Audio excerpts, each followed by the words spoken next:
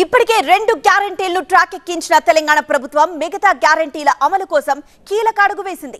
ప్రజా పాలన logo launch చేసిన సీఎం రేవంత్ అభయహస్తం దరఖాస్తు పత్రాన్ని విడుదల చేశారు.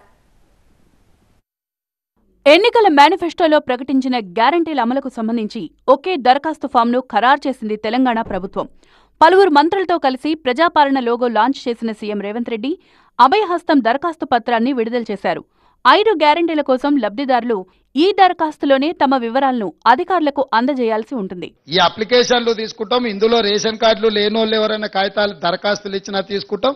రేషన్ కార్డుల కోసం ప్రభుత్వం నిరంతర ప్రక్రియ కింద ముందుకు వెళ్తుంది.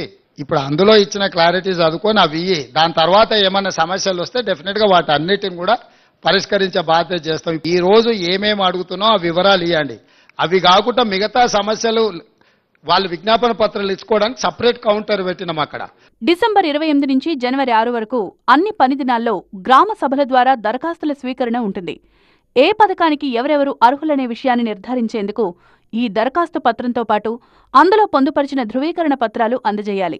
తెల్ల రేషన్ కార్డు లేని పేదలు కూడా ఈ సంక్షేమ పథకాల కోసం అమలు చేసుకోవచ్చని తెలిపింది ప్రభుత్వం. అయితే ప్రభుత్వం విడుదల చేసిన అభయహస్తం దరఖాస్తు పత్రం మరోసారి ప్రజల్ని క్యూ లైన్లో నిలబెట్టేందుకే అన్నారు బీఆర్ఎస్ ఎమ్మెల్సీ కవిత.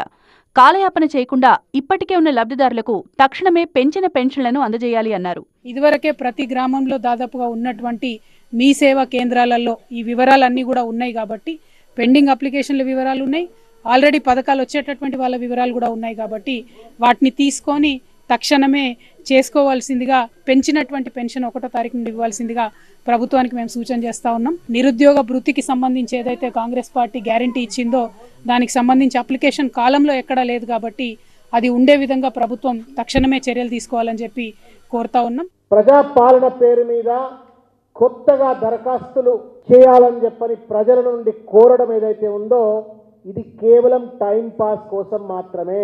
పరిస్థితి చూస్తుంటే గ్యారంటీల అమలు ఆరంభంలోనే పొలిటికల్ అగ్గి రాజేసినట్టు కనిపిస్తోంది. మరి మున్ముందు ఇది ఎటు దారి తీస్తుందో చూడాలి.